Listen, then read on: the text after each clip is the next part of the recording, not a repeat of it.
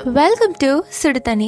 இன்றைக்கி நம்ம வீடியோவில் நான்வெஜ்ஜுக்கே டஃப் கொடுக்குற மாதிரி ஒரு சூப்பரான ரெசிபியை தான் பார்க்க போகிறோம். இது ரசம் சாதம், சாம்பார் சாதம்னு எது கூட வேணாலும் வச்சு சாப்பிடலாம். செம்ம டேஸ்ட்டாக இருக்கும். ஒரு சூப்பர் ஈஸியான மஷ்ரூம் சுக்கா எப்படி பண்ணுறதுன்னு பார்க்கலாம். பேச்சுலர்ஸ்லாம் அலர்ட் ஆகிக்கோங்க. ஹெல்த்தியாக டேஸ்டியாக சாப்பிட்ணுன்னா இதை நீங்கள் ட்ரை பண்ணலாம். இதோட இன்க்ரீடியன்ஸை நான் டிஸ்கிரிப்ஷன் பாக்ஸில் கொடுக்குறேன். இப்போ வாங்க சேர்ந்து சமைக்கலாம். ஃபர்ஸ்ட் இதுக்கு ஒரு கடாயில் 1 டேபிள் ஸ்பூன் எண்ணெய் சேர்த்துக்கலாம். இது நல்லா சூடாகட்டும். எண்ணெய் நல்லா காஞ்சதுக்கு அப்புறமா இதில் 1 டீஸ்பூன் கடுகு, அதோட 1 டீஸ்பூன் உடைச்ச உளுந்து சேர்த்துக்கிறேன். இது நல்லா பொரியட்டும். இதோடையே 1 கொத்து கருவேப்பிலை சேர்த்துக்கலாம். கூடவே 2-3 வரமிளகாய், அதோட ஒரு பெரிய வெங்காயம் சேர்த்துக்கிறேன். சேர்த்துட்டு இதை நல்லா வதக்கிடலாம். இந்த ரெசிபியை நம்ம 1 பாட்டில் தான் பண்ண போகிறோம். ஸோ ரொம்ப ஈஸி பண்ணுறது, வேலையும் ரொம்ப கம்மி. ஸோ காலையில் அவசரத்தில் வெட்டி போட்டு டக்கு டக்குன்னு பண்ணுறதுக்கு ரொம்பவே ஈஸியாக இருக்கும். வெங்காயம் லைட்டாக வதங்கினோடனே இதில் 1 டீஸ்பூன் இஞ்சி பூண்டு விழுது சேர்த்து அதையும் நல்லா வதக்கிடலாம். இந்த வெங்காயத்தோட கலர் லைட்டாக மாறி ஒரு லைட் ப்ரௌனில் நல்லா வதங்கி வரணும்.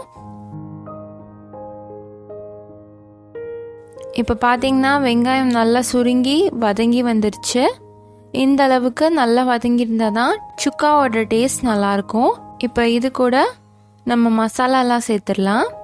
1 டீஸ்பூன் மல்லித்தூள், 1/2 டீஸ்பூன் கரம் மசாலா, அதோட 1/2 டீஸ்பூன் உப்பு சேர்த்துட்டு நல்லா வதக்கிடலாம். இப்போ வெங்காயம் நல்லா வதங்கிடுச்சு. மசாலா சேர்த்ததுக்கப்புறம் இது பார்க்குறதுக்கே ட்ரையாக தெரியும். இந்த டைமில் நம்ம மஷ்ரூம் சேர்த்துக்கலாம். நான் இன்னைக்கு 200 கிராம், அதாவது 1 பேக் மஷ்ரூம் எடுத்திருக்கேன். அதை ஸ்லைசஸாக கட் பண்ணி இதில் சேர்த்துக்கிறேன். இந்த மாதிரி தான் கட் பண்ணோன்ட்டு இல்லை, ஆனால் இந்த ரெசிபி பொறுத்த வரைக்கும் ரொம்ப பொடியாக கட் பண்ணாதீங்க. ரேண்டமாக நீங்கள் எப்படி வேணாலும் கட் பண்ணிக்கலாம். நல்லா மிக்ஸ் பண்ணி விடுங்க.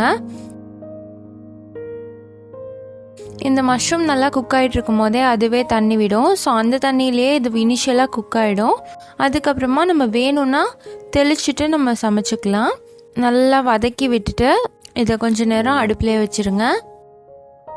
நான் இதை டைம் லேப்ஸில் காட்டுறேன். பார்த்தீங்கன்னா மஷ்ரூம் எப்படி சுருங்கி வருதுன்னு உங்களுக்கு தெரியும். இப்போ பார்த்தீங்கன்னா மஷ்ரூம் நல்லா தண்ணி விட்டுருக்கு. இதை நல்லா மிக்ஸ் பண்ணிவிட்டு இதை கொஞ்ச நேரம் சிம்லேயே வச்சு வேக வச்சிருங்க. இப்போ பார்த்தீங்கன்னா மஷ்ரூம் நல்லா குக் ஆகி நல்லா சுருங்கி வந்துருச்சு. இந்த மாதிரி நல்லா வெந்ததுக்கு அப்புறமா இதில் ஃப்ரெஷ்ஷாக அரைச்ச மிளகு சேர்த்துக்கலாம். நான் 10 மிளகை மிக்சியில் அரைச்சி வச்சுருக்கேன். அதை அப்படியே உள்ளே சேர்த்துக்கிறேன். இதில் காரத்துக்கு நம்ம மிளகு மட்டும்தான் சேர்க்க போகிறோம். அதனால் தேவைப்பட்டுச்சுன்னா இன்னும் அதிகமாக கூட நீங்கள் சேர்த்துக்கலாம்.